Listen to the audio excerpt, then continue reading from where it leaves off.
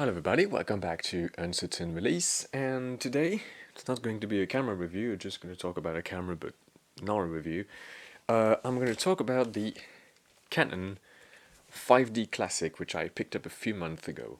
Now, one might ask themselves, why the hell did I buy a 5D Classic? Because if you remember, one of the earlier videos I released was a review of the Nikon D700, and the thing that you think about when you're talking Canon 5D Classic is old DSLR 12 megapixel full frame, which is exact good color science stuff like that, which is exactly the things that you're thinking about when you're thinking about the D700. So why the hell did I get a 5D Classic when I already had D700 on hand? Well, there are three and a half things. The first reason that I picked up the 5D Classic was because everybody and their mother seems to be talking about the 5D the moment that you mentioned the D700. There was a few comments under my D700 review video in which people were saying, well, test out the 5D Classic. It has better color. It has better color science, or something like that, which is not really my opinion. But I mean, I didn't want to die an idiot, so I can't say that I prefer the D700 without testing the 5D. Pretty much, that's one of the reasons that made me buy that camera. I still prefer the D700's color science, but you know, it's still very nice color science. Not the same kind of thing. Maybe I'll do a review and go in a bit more in depth in this. But that was one of the reasons I picked it. The second reason, like the second half of that reason, was that it was a pretty inexpensive thing to test. Actually, I bought that camera for about 93 euros.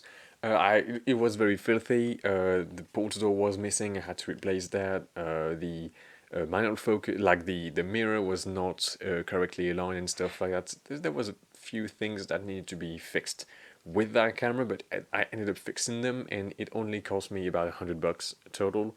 So not a huge deal at all, and it's pretty cheap to have a full frame camera, especially the one of the quality of the 5D Classic.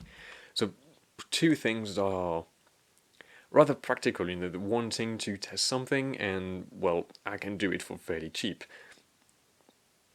That's where that's where I am now. But then when I got it, I was planning on using it a little bit to test it out and then sell it. What makes me keep it are two other reasons, which actually I didn't really see coming, and make it like quite a bit of a different camera from the D700.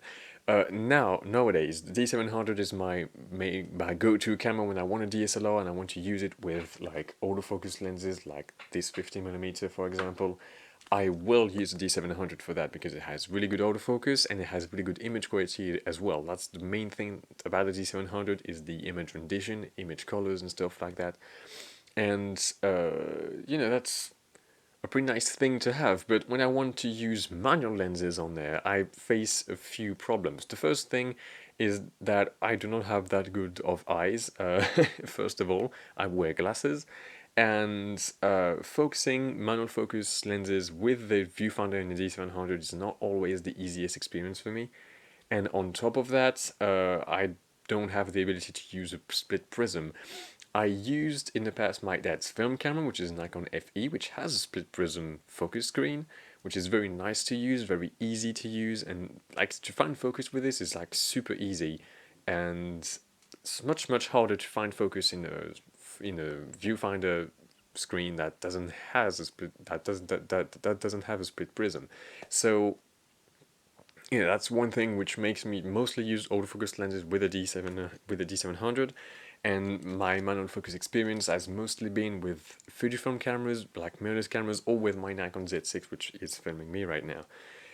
The second thing, which also ties in with the mirrorless stuff being my go-to for manual focus lenses, is that I can't put my M42 glass, which I originally bought for my Sigma SD Quattro, but I have two lenses here, which are like my Helios 58mm and my Pentacon 135mm, which are two lenses which I like very much, especially the 135.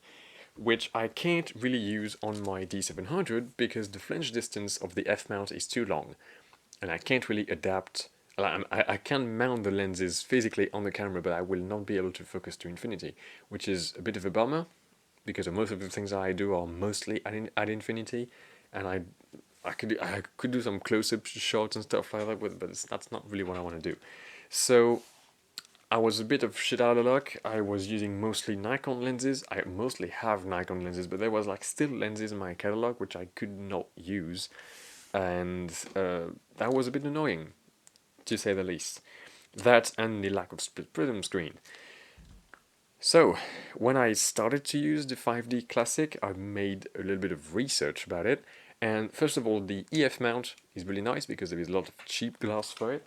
I used a friend of mine gave me to test out a 50mm f1.8 STM, which is a decent lens. But I do not want to use the 5D for its autofocus capabilities, and it's not really what interests me at all. So what I want to do is use that camera for manual focus, and how would I do that? First of all, the EF mount being of a shorter flange distance and a wider diameter, there is the ability to put some adapters to it. So I bought two adapters. The first one was obviously, since I have mostly Nikon f-mount lenses, I bought an adapter like that, which allows me to take Nikon f-mount lenses like this 50mm E series and simply transform them into an EF mount lens. So it's a bit of how to say, it's a bit of a cumbersome adapter to use because on the F mount, like on any bayonet mount, there is a release pin, and that release pin needs to be accessed with a button in the back. So if you want to change lenses, you need to remove the lens plus the adapter from the camera, remove the adapter from the lens, and then put that back on another lens, and then you can, it's not like with an adapter like where you have the space. Typically this is my adapter for Nikon f-mount lenses to Fujifilm cameras, and you can see there is the release pin that is on the side here. I don't have to remove the adapter from the camera to change lenses. That's one of the things that I don't have access to on that adapter specifically, but I mean it's a minor inconvenience, I would say, but that still allows me to use my lenses on my 5D Classic, which is a main thing that I wanted. I can't use G-type lenses with it.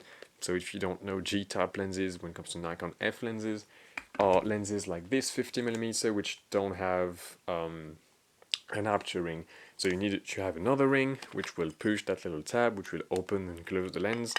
I can't use those lenses with this adapter, but there is an adapter that exists where this portion here is able to turn and you can open up the lens, but it costs significantly more than this one. This one cost me, I think, 20 bucks, and the one with the ring is like around 50 to 60 bucks, so it's not really on my list for now. And most importantly, I guess, it would be like a tiny ring, which is very, very hard to access, whereas this one is already hard to access and it's like on the lens and much thicker, so it's much better, but it's still not perfect, so there's still problems. Minor ones, I'll give you that, but there's still problems. So if I want to use my Nikon f-mount lenses, I can, and on top of that, I would not have autofocus with my G-mount lenses, and when it comes to the range that I can use, well, I have pretty much all I want. I have a 50mm that you can see here, I have a 28, I have a 35, I have this 80 to 200, which, though it's not very sharp, that doesn't really matter on a 12 megapixel sensor. And when I want to use my M42 lenses, then I have another adapter, which I also bought for, I don't know, 15 bucks or something, which is this thing. And this just screws at the back on my M42 lenses, and I can focus at infinity once they are on the camera, which is the one thing that my D700 can do. I'm pretty glad for that thing specifically.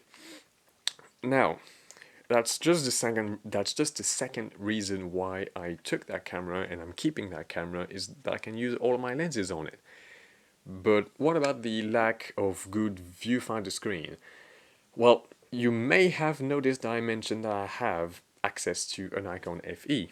And if you know your 5Ds well, you know that the focusing screen of the Nikon FE is compatible with the focusing screen, where you put the mirror in the 5D. So that's what I did. I have a split prism screen. I don't know if you can see it right there. Maybe, maybe not. Yeah, maybe. You can see here that I have a focusing screen with a split prism because it comes right from the Nikon FE. And I'm really, really glad because it works super well. And this is my go-to DSLR camera when I want to have a manual focus experience and manual focus, analog experience and stuff like that. It's the closest I could get to a film camera without it being a film camera, because I don't want to be down in costs with film and stuff like that. It's not my cup of tea either. So I'm really happy about this state of fact that you can put a focusing screen here. That does not cost me a lot because I already had it on hand, and works very, very well. It needed a bit of tuning to get the thing straight up, but that required an 1.3mm Allen key and a little bit of spaces on the focusing screen itself, but it works like a charm and does not really hurt the camera's performance or anything like that. So I'm really, really happy about this. I'm going to continue using the 5D, and I was going to be a happy camper in my camera lineup, and I'm going to use it a lot, I think. And yeah, that's about all I wanted to say about the 5D and the 3 reasons why I got one, and maybe why you should too. Alright, see you guys next time.